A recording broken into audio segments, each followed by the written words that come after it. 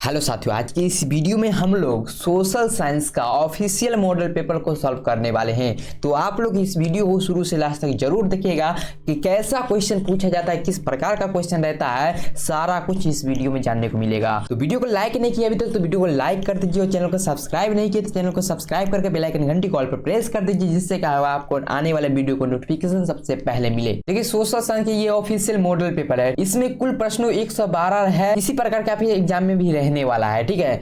और समय दिया जाएगा आपको 2 घंटे 45 मिनट, ठीक है। और नीचे कुछ इंस्ट्रक्शन दिया गया है, आप लोग पढ़ लीजिएगा, मैं पीडीएफ दे दूंगा। लास्ट तक बने रहिए, पीडीएफ कैसे प्राप्त करना है लास्ट में बताऊंगा, ठीक है। चलिए आगे क्वेश्चन पर देखिए, आपको खंड अ में पूछा जाएगा ऑब्जेक्टिव टाइप प्रश्न और जो है खंड ब में पूछा जाएगा सब्जेक्टिव टाइप प्रश्न, ठीक है। कहता है प्रश्न संख्या 1 से 80 तक प्रत्येक प्रश्न के एक साथ 4 विकल्प दिए गए हैं, जिनमें से एक सही है।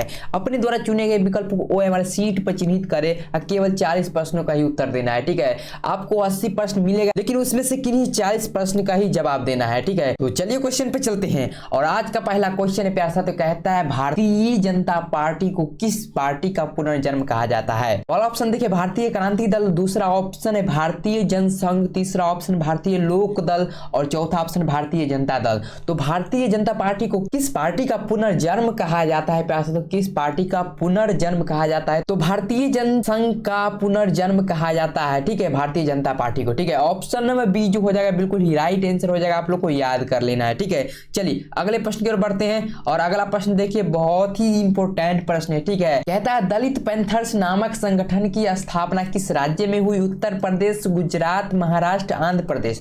तो दलित पैंथर्स नामक जो है संगठन की स्थापना महाराष्ट्र राज्य में हुई। किस राज्य में हुई? महाराष्ट्र राज्य में हुई। ऑप्शन नंबर सी जो हो जाएगा बिल्कुल ही राइट आंसर हो जाएगा, आप लोग को याद कर लेना है, ठीक है।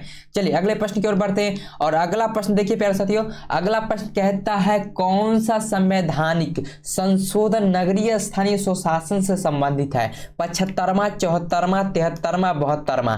तो कौन सा संवैधानिक प्यारे साथियों 74वां संवैधानिक संशोधन नगरीय स्थानीय स्वशासन से संबंधित है। ऑप्शन में बी जो हो जाएगा बिल्कुल ही राइट आंसर हो जाएगा, आप लोग को याद कर लेना है। चलिए अगले प्रश्न की ओर बढ़ते हैं और अगला प्रश्न देखिए कहता है बलवंत राय मेहता समिति ने अपने प्रतिवेदन में कितनी स्तरीय पंचायती राज व्यवस्था की सिफारिश की थी? 1 स्तरीय, 2 स्तरीय, त्रिस्तरीय, 4 स्तरीय। तो बलवंत राय मेहता ने अपने प्रतिवेदन में त्रिस्तरीय पंचायती राज व्यवस्था की सिफारिश की थी, ठीक है। ऑप्शन नंबर सी जो हो जाएगा बिल्कुल ही राइट आंसर हो जाएगा। और अगले प्रश्न की ओर बढ़ते हैं, अगला प्रश्न कहता है प्यारे साथियों भारत में प्रथम नगर निगम की स्थापना कहाँ की गई? पटना, बंबई, मद्रास, कलकत्ता। तो भारत में प्रथम नगर निगम की स्थापना मद्रास में की गई। कहाँ की गई? मद्रास में की गई। ऑप्शन नंबर सी जो हो जाएगा बिल्कुल ही राइट आंसर हो जाएगा, आप लोग को याद कर लेना है, ठीक है। और कहीं कहीं ऑप्शन में दिया रहता है चेन्नई, ठीक है, कहीं कहीं ऑप्शन में दिया रहता है चेन्नई। तो मद्रास का ही नया नाम चेन्नई है, ठीक है, मद्रास का नाम बदलकर चेन्नई रख दिया गया है। चलिए बढ़ते हैं अगले प्रश्न की ओर और अगला प्रश्न कहता है प्रश्न सर्वप्रथम किस राज्य में महिलाओं को पंचायतों में 50% आरक्षण दिया गया है? पश्चिम बंगाल, गुजरात, बिहार, तमिलनाडु। तो सर्वप्रथम किस राज्य में? तो बिहार राज्य में जो है महिलाओं को पंचायतों में 50% आरक्षण दिया गया है, ठीक है। ऑप्शन नंबर सी जो हो जाएगा बिल्कुल ही राइट आंसर हो जाएगा, आप लोग को याद कर लेना है, ठीक है। चलिए बढ़ते हैं अगले प्रश्न की ओर और अगला प्रश्न कहता है 7वां प्रश्न देखिए, तो दल बदल कानून निम्न में से किस पर लागू होता है? सांसदों और विधायकों पर, राष्ट्रपति पर, उपराष्ट्रपति पर, इनमें से सभी। तो दल बदल कानून किस पर लागू होता है प्यारे साथियों? तो सांसदों एवं विधायकों पर लागू होता है। किस पर लागू होता है? सांसदों और विधायकों पर लागू होता है। ऑप्शन में ए जो हो जाएगा बिल्कुल ही राइट आंसर हो जाएगा, आप लोग को याद कर लेना है। और चलिए अगले प्रश्न की ओर बढ़ते हैं और अगला प्रश्न देखिए 8 नंबर प्रश्न कहता है क्षेत्रवाद की भावना का एक कुपरिणाम है प्यारे साथियों अपने क्षेत्र से लगाव, राष्ट्र हित, राष्ट्रीय एकता, अलगाववाद। तो क्षेत्रवाद की भावना का एक कुपरिणाम क्या है प्यारे साथियों? तो अलगाववाद है। क्या है? अलगाववाद है। ऑप्शन नंबर डी जो हो जाएगा बिल्कुल ही राइट आंसर हो जाएगा। चलिए बढ़ते हैं अगले प्रश्न की ओर और अगला प्रश्न देखिए प्यारे साथियों कहता है अर्थशास्त्र पुस्तक किसने लिखी? चंद्रगुप्त, चाणक्य, कालिदास, मेगास्थनीय। तो अर्थशास्त्र पुस्तक किसने लिखी प्यारे साथियों? तो चाणक्य ने लिखी। किसने लिखी? चाणक्य ने लिखी। ऑप्शन में बी जो हो जाएगा बिल्कुल ही राइट आंसर हो जाएगा, ठीक है, चाणक्य ने लिखी। चलिए बढ़ते हैं अगले प्रश्न की ओर और अगला प्रश्न देखिए 10 नंबर प्रश्न देखिए प्यारे साथियों इनमें से किस देश की संघीय व्यवस्था अन्य देश से अलग है? ठीक है, तो भारत, कनाडा, संयुक्त राज्य अमेरिका, इनमें से कोई नहीं। तो किस देश की संघीय व्यवस्था जो है अन्य देश से अलग है? तो संयुक्त राज्य अमेरिका। तो संयुक्त राज्य अमेरिका की संघीय व्यवस्था जो है अन्य देश से अलग है। ठीक है, ऑप्शन नंबर सी जो हो जाएगा बिल्कुल ही राइट आंसर हो जाएगा। ठीक है, अमेरिका का जो संघीय व्यवस्था है सभी देश से अलग है। ठीक है, चलिए बढ़ते हैं अगले प्रश्न की ओर। और अगला प्रश्न कहता है प्यारे साथियों, भारत की संघीय व्यवस्था निम्न में से किससे प्रभावित है? कनाडा, संयुक्त राज्य अमेरिका, ऑस्ट्रेलिया, इनमें से कोई नहीं। तो भारत की संघीय व्यवस्था निम्न में से किससे प्रभावित है? तो कनाडा से प्रभावित है। किससे प्रभावित है? कनाडा से प्रभावित है। ऑप्शन में ए जो हो जाएगा बिल्कुल ही राइट आंसर हो जाएगा, आप लोग को याद कर लेना है। ठीक है, चलिए अगले प्रश्न की ओर बढ़ते हैं। और अगला प्रश्न कहता है, देखिए भारतीय संविधान की किस अनुसूची में राष्ट्रीय भाषाओं की सूची है? 5वीं अनुसूची, दूसरी अनुसूची, 7वीं अनुसूची, 8वीं अनुसूची। तो भारतीय संविधान की 8वीं अनुसूची में, कितनी अनुसूची में? 8वीं अनुसूची में राष्ट्रीय भाषाओं की सूची है। ठीक है, राष्ट्रीय भाषाओं की सूची है 8वीं अनुसूची में। ऑप्शन नंबर डी जो हो जाएगा बिल्कुल ही राइट आंसर हो जाएगा, आप लोग को याद कर लेना। ठीक है, 8 शेड्यूल में। चलिए बढ़ते हैं अगले प्रश्न की ओर। और अगला प्रश्न कहता है, राज्य विधानसभा के चुनावों को कराने की जिम्मेदारी है, किसकी जिम्मेदारी है? साथियों, भारतीय चुनाव आयोग की, या राज्यपाल, या राष्ट्रपति, या राज्य चुनाव आयोग? तो राज्य विधानसभा के चुनाव को कराने की जिम्मेदारी किसकी है? तो राज्य चुनाव आयोग की है। किसकी? राज्य चुनाव आयोग की है। ऑप्शन नंबर डी जो हो जाएगा बिल्कुल ही राइट आंसर हो जाएगा, यहाँ पर आप लोग को याद कर लेना है। और चलिए अगले प्रश्न की ओर बढ़ते हैं। अगला प्रश्न कहता है, शिक्षा को संविधान की किस सूची में रखा गया है? केंद्र सूची, राज्य सूची, समवर्ती सूची, इनमें से कोई नहीं। तो शिक्षा को जो प्यारे साथियों राज्य सूची में रखा गया। किस सूची में रखा गया? राज्य सूची में रखा गया। ऑप्शन नंबर बी जो हो जाएगा बिल्कुल ही राइट आंसर हो जाएगा, आप लोग को याद कर लेना है। और चलिए अगले प्रश्न की ओर बढ़ते हैं। और अगला प्रश्न कहता है, जर्मनी का एकीकरण कब हुआ? 1989, 1871 में, 1879 में, 1985 में। तो जर्मनी का एकीकरण जो हुआ प्यारे साथियों 1871 में हुआ। कब हुआ? 1871 में हुआ। ऑप्शन में बी बिल्कुल ही राइट आंसर हो जाएगा। चलिए बढ़ते हैं अगले प्रश्न की ओर। और अगला प्रश्न कहता है, प्यारे साथियों, होआ आंदोलन किसने शुरू किया? हुइन फूसो, न्यू दिन दियम, हो चिन्मी, नरोत्तम सिंहानुक। तो हुआ आंदोलन किसने शुरू किया प्यारे साथियों? तो हुइन फूसो ने शुरू किया। ठीक है, ऑप्शन नंबर ए जो हो जाएगा बिल्कुल ही राइट आंसर हो जाएगा, आप लोग को याद कर लेना है।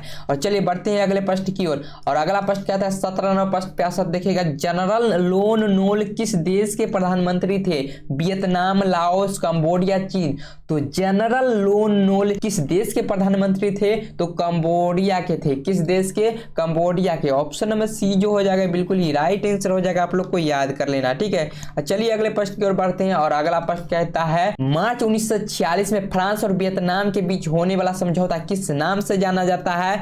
जिनेवा समझौता, हनोई समझौता, पेरिस समझौता, धर्मनिरपेक्ष समझौता। तो मार्च 1946 में फ्रांस और वियतनाम के, किसके बीच? फ्रांस और वियतनाम के बीच होने वाला समझौता किसके नाम से जाना जाता है प्यारे साथियों? तो हनोई समझौता के नाम से जाना जाता है। किसके नाम से जाना जाता है? हनोई समझौता के नाम से जाना जाता है। ऑप्शन नंबर बी जो हो जाएगा बिल्कुल ही राइट आंसर हो जाएगा, आप लोग को याद कर लेना है। ठीक है, चलिए अगले प्रश्न की ओर बढ़ते हैं। और अगला प्रश्न कहता है, गांधी जी ने साबरमती आश्रम की स्थापना की, कहाँ की प्यारे साथियों? गांधीनगर, अहमदाबाद, सूरत, बड़ोदरा। तो गांधी जी ने साबरमती आश्रम की स्थापना कहाँ की? तो अहमदाबाद में की। कहाँ की? अहमदाबाद में की। ऑप्शन नंबर बी जो हो जाएगा बिल्कुल ही राइट आंसर हो जाएगा। चलिए बढ़ते हैं अगले प्रश्न की ओर। और अगला प्रश्न कहता है, 20 नंबर प्रश्न देखिएगा, कांग्रेस के किस अधिवेशन में जो है स्वशासन की जगह स्वराज्य का लक्ष्य प्रस्तावित किया गया? सूरत अधिवेशन, कलकत्ता अधिवेशन, नागपुर अधिवेशन, कानपुर अधिवेशन। तो कांग्रेस के किस अधिवेशन में? तो नागपुर अधिवेशन में जो है स्वशासन की जगह स्वराज का लक्ष्य प्रस्तावित किया गया। ठीक है, किस अधिवेशन में? तो नागपुर अधिवेशन में। ऑप्शन नंबर सी जो हो जाएगा बिल्कुल ही राइट आंसर हो जाएगा, आप लोग को याद कर लेना। ठीक है, चलिए बढ़ते हैं अगले प्रश्न की ओर। और अगला प्रश्न देखिए प्यारे साथ, 21 नंबर प्रश्न देखिएगा, कहता है, दांडी यात्रा से किस आंदोलन की शुरुआत हुई? सविनय अवज्ञा आंदोलन, असहयोग आंदोलन, खिलाफत आंदोलन, चंपारण सत्याग्रह। तो दांडी यात्रा से किस आंदोलन का शुरुआत हुई प्यारे साथियों? तो सविनय अवज्ञा आंदोलन की शुरुआत हुई। किस आंदोलन की शुरुआत हुई? सविनय अवज्ञा आंदोलन की शुरुआत हुई। ठीक है, ऑप्शन में ए जो हो जाएगा बिल्कुल ही राइट आंसर हो जाएगा, आप लोग को याद कर लेना है। और चलिए अगले प्रश्न की ओर बढ़ते हैं। अगला प्रश्न कहता है, गांधी जी ने किस गोलमेज सम्मेलन में भाग लिया? प्रथम गोलमेज सम्मेलन, द्वितीय गोलमेज सम्मेलन, तृतीय गोलमेज सम्मेलन, इनमें से सभी। तो गांधी जी ने किस गोलमेज सम्मेलन में भाग लिया? तो द्वितीय गोलमेज सम्मेलन में भाग लिया। किस गोलमेज सम्मेलन में भाग लिया? तो द्वितीय गोलमेज सम्मेलन में भाग लिया। ऑप्शन नंबर बी जो हो जाएगा बिल्कुल ही राइट आंसर हो जाएगा, आप लोग को याद कर लेना है। चलिए बढ़ते हैं अगले प्रश्न की ओर। और अगला प्रश्न कहता है फॉरवर्ड ब्लॉक की स्थापना किसने की? मोतीलाल नेहरू ने, बिमोश चंद्र बनर्जी ने, या सहजानंद सरस्वती ने, या सुभाष चंद्र बोस ने? तो फॉरवर्ड ब्लॉक की स्थापना किसने की प्यारे साथियों? तो सुभाष चंद्र बोस ने की। किसने की? सुभाष चंद्र बोस ने की। ऑप्शन नंबर डी जो हो जाएगा बिल्कुल ही राइट आंसर हो जाएगा, आप लोग को याद कर लेना है। और चलिए बढ़ते हैं अगले प्रश्न की ओर। देखिए अगला प्रश्न कहता है बंगाल विभाजन कब और किसने किया? 1905 कर्जन, 1905 इरविन, 1911 कर्जन, 1911 डलहौजी। तो बंगाल विभाजन कब हुआ? तो 1905 में हुआ। किसने किया? तो कर्जन ने किया। आप लोग को याद रखना है, ठीक है। बंगाल विभाजन कब हुआ? 1905 में हुआ। और किसने किया? तो कर्जन ने किया। ऑप्शन नंबर ए जो हो जाएगा बिल्कुल ही राइट आंसर हो जाएगा, आप लोग को याद कर लेना है, ठीक है। चलिए बढ़ते हैं अगले प्रश्न की ओर। और अगला प्रश्न देखिए कहता है निम्न में से कौन मित्र राष्ट्र नहीं है? फ्रांस, जर्मनी, रूस, ब्रिटेन। तो निम्न में से कौन से देश जो है मित्र राष्ट्र नहीं है? तो ऑप्शन नंबर बी जो हो जाएगा बिल्कुल ही राइट आंसर हो जाएगा, ठीक है। ऑप्शन नंबर बी जो हो जाएगा बिल्कुल ही राइट आंसर हो जाएगा, बी जर्मनी, ठीक है। जर्मनी जो है मित्र राष्ट्र नहीं है, ठीक है। ऑप्शन नंबर बी बिल्कुल ही राइट आंसर हो जाएगा, आप लोग को याद कर लेना है। चलिए बढ़ते हैं अगले प्रश्न की ओर। और अगला प्रश्न देखिएगा कहता है स्वराज पार्टी का प्रथम सम्मेलन कहाँ हुआ? इलाहाबाद, अहमदाबाद, लखनऊ, नागपुर। तो स्वराज पार्टी का प्रथम सम्मेलन प्यारे साथियों इलाहाबाद में हुआ। कहाँ हुआ? इलाहाबाद में हुआ, ठीक है। ऑप्शन नंबर ए जो हो जाएगा बिल्कुल ही राइट आंसर हो जाएगा, आप लोग को याद कर लेना है, ठीक है। जिस विद्यार्थी ने चैनल को सब्सक्राइब नहीं किया है प्यारे साथियों चैनल को सब्सक्राइब कर लेंगे और बेल आइकन घंटी को ऑल पे प्रेस कर देंगे, ठीक है। जिससे क्या होगा हमारे आने वाला वीडियो को नोटिफिकेशन सबसे पहले आप तक पहुंचे, ठीक है। चलिए बढ़ते हैं अगले प्रश्न की ओर। और अगला प्रश्न कहता है इनमें से किसने पावर लूम का आविष्कार किया? जॉन के, सैम्यूल क्रॉम्पटन, या एडमंड कार्टराइट, थॉमस बेल। तो इनमें से किसने पावर लूम का आविष्कार किया प्यारे साथियों? तो एडमंड कार्टराइट ने किया। किसने किया? एडमंड कार्टराइट ने किया। ऑप्शन नंबर सी जो हो जाएगा बिल्कुल ही राइट आंसर हो जाएगा, आप लोग को याद कर लेना है, ठीक है। चलिए बढ़ते हैं अगले प्रश्न की ओर। और अगला प्रश्न देखिए प्यारे साथियों 28वां प्रश्न कहता है न्यू डील नामक नवीन आर्थिक नीति कहाँ लागू हुई? ब्रिटेन में, अमेरिका में, फ्रांस में, जर्मनी में।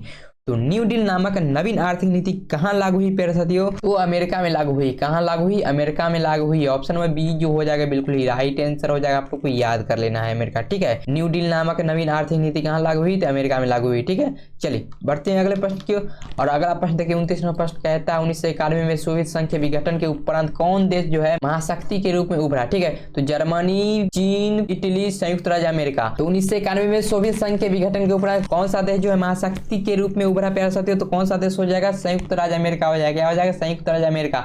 ऑप्शन नंबर डी जो हो जाएगा बिल्कुल ही राइट आंसर हो जाएगा, आप लोग को याद कर लेना, ठीक है। चलिए बढ़ते हैं अगले प्रश्न की ओर। और अगला प्रश्न कहता है प्यारे साथियों इनमें से कौन सा देश जो है दक्षेस का सदस्य नहीं है? भारत, इंडोनेशिया, भूटान, बांग्लादेश।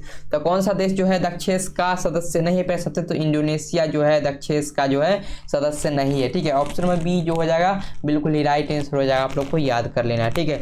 चलिए बढ़ते हैं अगले प्रश्न की ओर। और 31वां प्रश्न देखिए कहता है रूसो किस देश का रहने वाला था? बिल्कुल ही आसान प्रश्न है, ठीक है।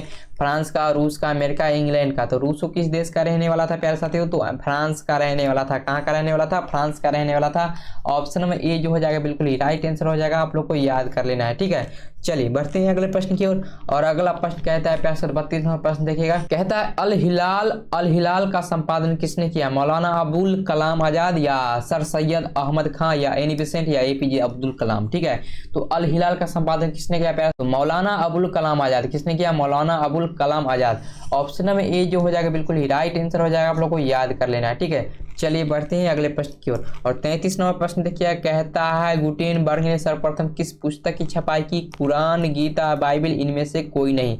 तो गुटेनबर्ग ने सर्वप्रथम बाइबिल पुस्तक की छपाई की, ठीक है। ऑप्शन नंबर सी जो हो जाएगा बिल्कुल ही राइट आंसर हो जाएगा, आप लोग को याद कर लेना है।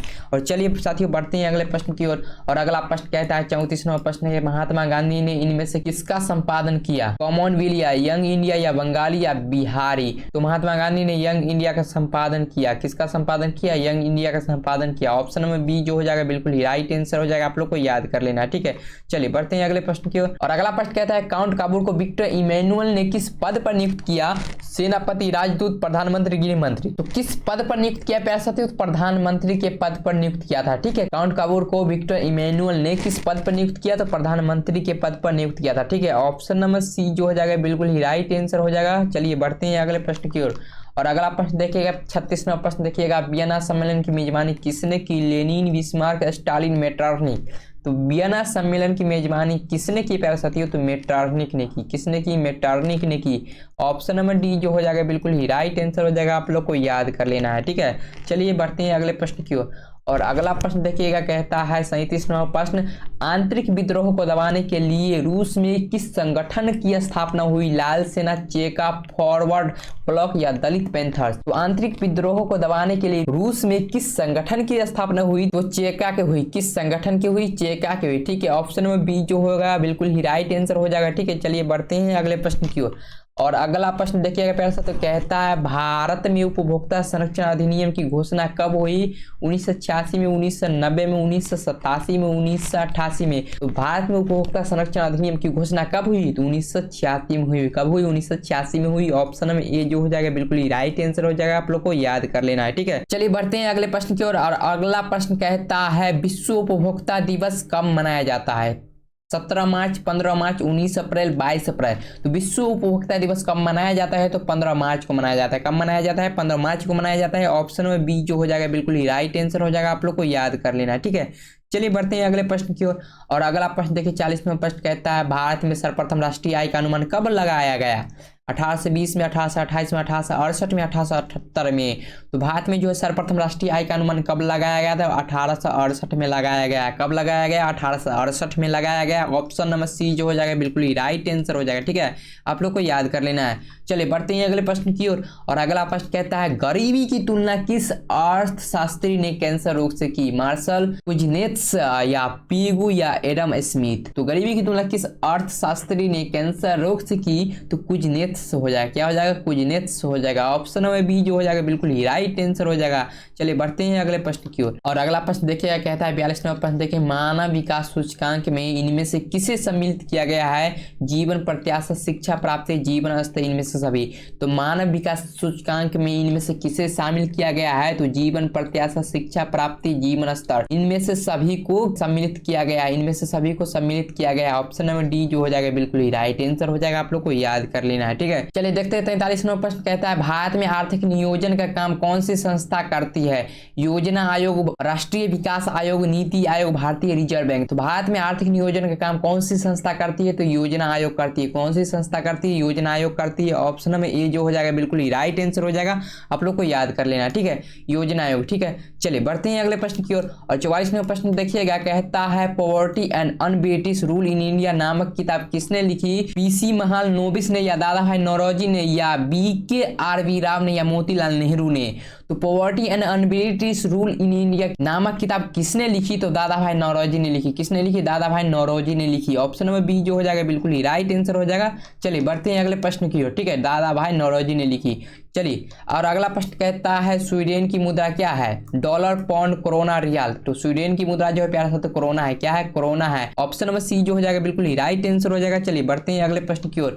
और अगला प्रश्न कहता है निम्नलिखित में कौन भारत का सर्वोच्च बैंकिंग स्थान है? State bank of India, central bank of India, NABARD या भारतीय रिजर्व बैंक? तो निम्नलिखित में कौन भारत का सर्वोच्च बैंकिंग स्थान है? तो भारतीय रिजर्व बैंक। क्या हो जाएगा? भारतीय reserve bank. Option number D जो हो जाएगा बिल्कुल ही राइट आंसर हो जाएगा। चलिए बढ़ते हैं अगले प्रश्न की ओर। और अगला प्रश्न कहता है मानव के सर्वांगीण विकास एवं सामाजिक आर्थिक विकास के लिए सबसे महत्वपूर्ण तत्व क्या है? पूंजी, धन, जनसंख्या, शिक्षा? तो मानव के सर्वांगीण विकास एवं सामाजिक आर्थिक विकास के लिए सबसे महत्वपूर्ण तत्व जो है जनसंख्या। क्या है? जनसंख्या है। ऑप्शन नंबर सी जो हो जाएगा बिल्कुल ही राइट आंसर हो जाएगा। चलिए बढ़ते हैं अगले प्रश्न की ओर।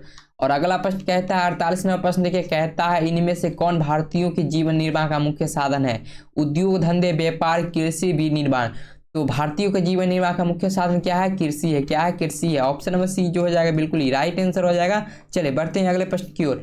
और अगला प्रश्न कहता है प्राथमिक क्षेत्र में कौन सी आर्थिक क्रिया शामिल है? खनन, संचार, विनिर्माण, यातायात? तो प्राथमिक क्षेत्र में कौन सी आर्थिक क्रिया शामिल है प्यार साथियों? तो खनन है। क्या है? खनन है। ऑप्शन नंबर ए जो हो जाएगा बिल्कुल ही राइट आंसर हो जाएगा, आप लोग को याद कर लेना। ठीक है, और चलिए अगले प्रश्न की ओर बढ़ते हैं। और अगला प्रश्न कहता है सोने के आभूषणों की गुणवत्ता सुनिश्चित करने के लिए किस मानक चिन्ह का प्रयोग किया जाता है? ISI mark, egg mark, hall mark, इनमें से सभी? तो सोने के आभूषणों की गुणवत्ता सुनिश्चित करने के लिए जो है हम लोग हॉल मार्क का प्रयोग करते हैं। किस मार्क का प्रयोग करते हैं? हॉल मार्क का प्रयोग करते हैं। ठीक है, ऑप्शन नंबर सी जो हो जाएगा बिल्कुल ही राइट आंसर हो जाएगा, हॉल मार्क। ठीक है, चलिए बढ़ते हैं अगले प्रश्न की ओर। और अगला प्रश्न देखिए, कहता है इनमें से किस संस्था का गठन 1954 में किया गया? योजना आयोग, राष्ट्रीय विकास परिषद, राष्ट्रीय प्रतिदर्श सर्वेक्षण संगठन, केंद्रीय सांख्यिकी संगठन। ठीक है, तो योजना आयोग का गठन जो है प्यारे साथियों 15 मार्च 1950 को। कब हुआ? 15 मार्च 1950 को।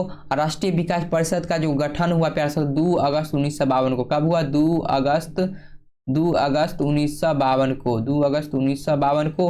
राष्ट्रीय प्रतिदर्श सर्वेक्षण संगठन का गठन जो हुआ प्यारे साथियों 1950 को हुआ। कब हुआ? 1950 को हुआ। और केंद्रीय सांख्यिकी संगठन का जो गठन हुआ प्यारे साथियों 2 मई 1950 को हुआ। कब हुआ? 2 मई 1950 को हुआ। ठीक है, तो कहता है निम्न में से किस संस्था का संगठन 1954 में किया गया? तो ये क्वेश्चन ही गलत है। ठीक है, ये क्वेश्चन ही गलत है, लेकिन आप लोग को याद कर लेना। ठीक है, योजना आयोग का गठन जो हुआ 15 मार्च 1950 को किया गया। राष्ट्रीय विकास परिषद का गठन जो है 2 अगस्त 1952 को किया गया। और राष्ट्रीय प्रतिदर्श सर्वेक्षण का संगठन जो है 1950 को किया गया। और केंद्रीय सांख्यिकी संगठन का जो संगठन जो है 2 मई 1950 को किया गया। ठीक है, आप लोग को याद कर लेना है। चलिए बढ़ते हैं अगले प्रश्न की ओर। और अगला प्रश्न कहता है 52वां प्रश्न कहता है मौसमी बेरोजगारी पाई जाती है सेवा क्षेत्र में, कृषि क्षेत्र में, औद्योगिक क्षेत्र में, इनमें से कोई नहीं। तो मौसमी बेरोजगारी पाई जाती है प्यारे साथियों कृषि क्षेत्र में। किस क्षेत्र में? कृषि क्षेत्र में। ऑप्शन नंबर बी जो हो जाएगा बिल्कुल ही राइट आंसर हो जाएगा। ठीक है, एग्रीकल्चरल सेक्टर। ठीक है, ऑप्शन नंबर बी जो हो जाएगा बिल्कुल ही राइट आंसर हो जाएगा। चलिए बढ़ते हैं अगले प्रश्न की ओर।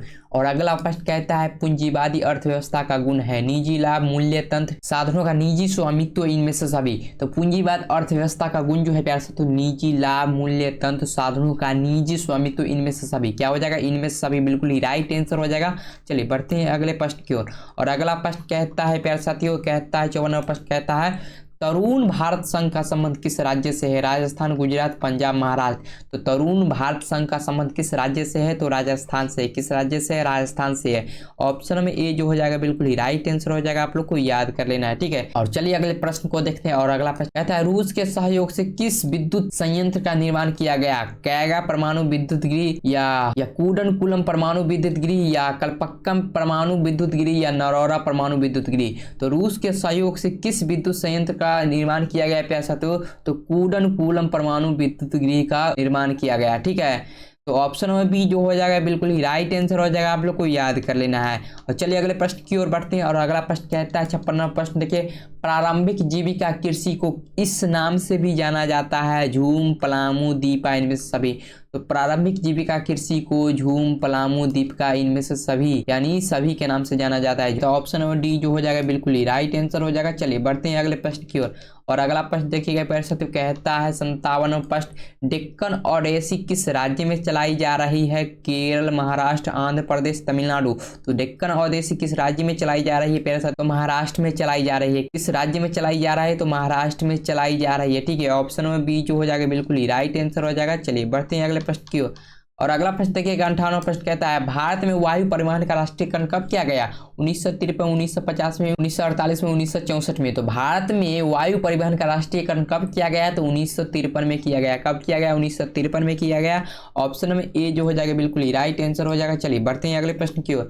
और अगला प्रश्न देखिएगा 59वां प्रश्न कहता है इंदौर बंदरगाह किस राज्य में स्थित है? उड़ीसा, कर्नाटक, गोवा, तमिलनाडु। तो इंदौर बंदरगाह किस राज्य में स्थित है? तो तमिलनाडु राज्य में स्थित है। किस राज्य में स्थित है? तमिलनाडु राज्य में स्थित है। ठीक है, ऑप्शन नंबर डी जो हो जाएगा बिल्कुल ही राइट आंसर हो जाएगा। आप लोग को याद कर लेना है।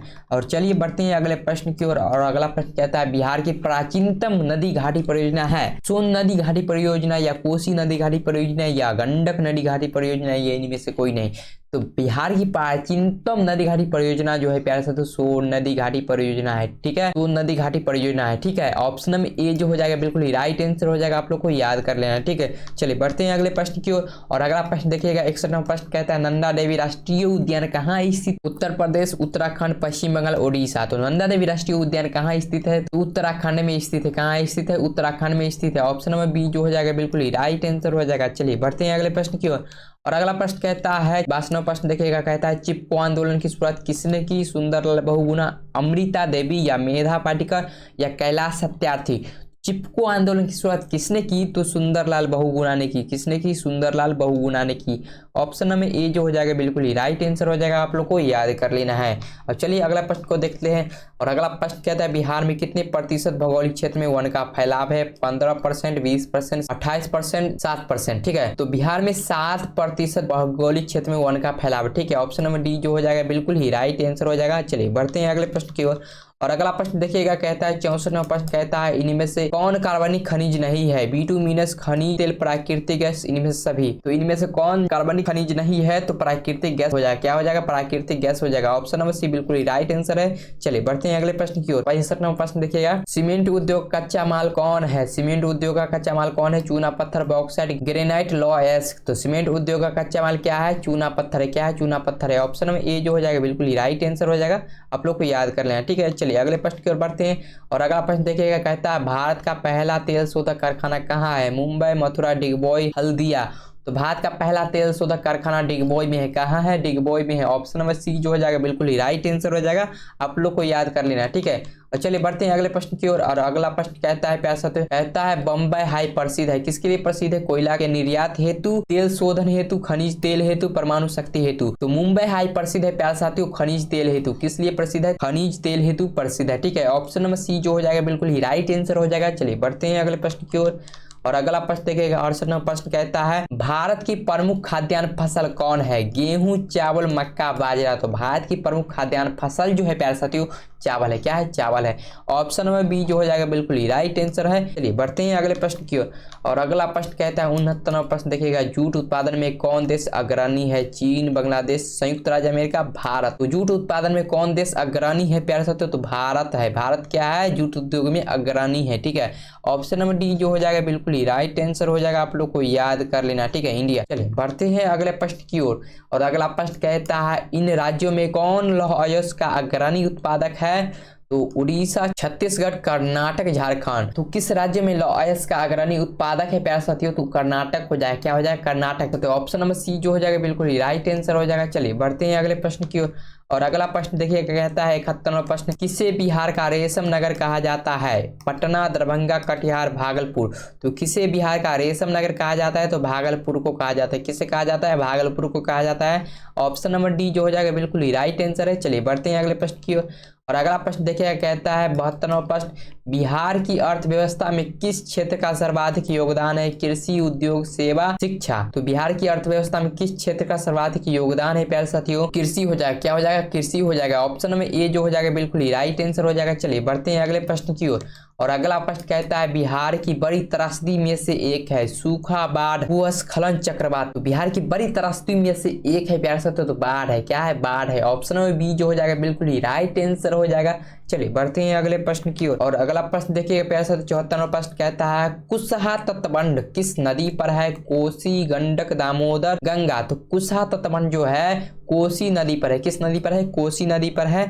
ऑप्शन में ए जो हो जाएगा बिल्कुल ही राइट आंसर हो जाएगा। ठीक है, चलिए अगले प्रश्न को देख लेते हैं। और अगला प्रश्न कहता है सतलज नदी पर कौन सा कृत्रिम जलाशय बनाया गया? नागार्जुन सागर, पंत सागर, सरदार सरोवर या गोविंद सागर। तो सतलज नदी पर जो है गोविंद सागर कृत्रिम जलाशय बनाया गया है। ऑप्शन नंबर डी जो हो जाएगा बिल्कुल ही राइट आंसर हो जाएगा, गोविंद सागर। ठीक है, आप लोग को याद कर लेना है। चलिए अगले प्रश्न की ओर बढ़ते हैं। और अगला प्रश्न कहता है आपदा प्रबंधन का प्रमुख घटक कौन है? स्थानीय स्वशासन, स्वयं सेवी संगठन, गांव मोहल्ले के लोग, इनमें से सभी। तो आपदा प्रबंधन का प्रमुख घटक कौन है प्यारे साथियों? स्थानीय स्वशासन, स्वयं सेवी संगठन, गांव मोहल्ले के लोग, इनमें से सभी। तो आपदा प्रबंधन के ये तीनों घटक है। ठीक है, स्थानीय प्रशासन, स्वयं सेवी संगठन, गांव मोहल्ले के लोग। ऑप्शन नंबर डी जो हो जाएगा बिल्कुल ही राइट आंसर हो जाएगा। चलिए बढ़ते हैं अगले प्रश्न की ओर।